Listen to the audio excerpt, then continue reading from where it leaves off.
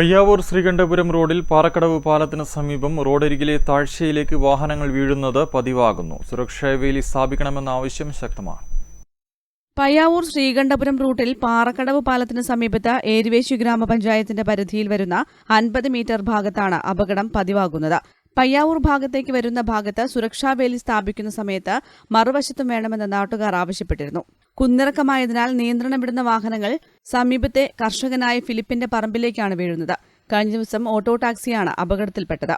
ഈ പാലത്തിന്റെ സൈഡിൽ ഒക്കെയുണ്ട്, റോഡിന് സൈഡിൽ കൈവരിയില്ലാത്തതുകൊണ്ട് ഇപ്പോൾ 6ാമത്തെ അപകടമാണ്.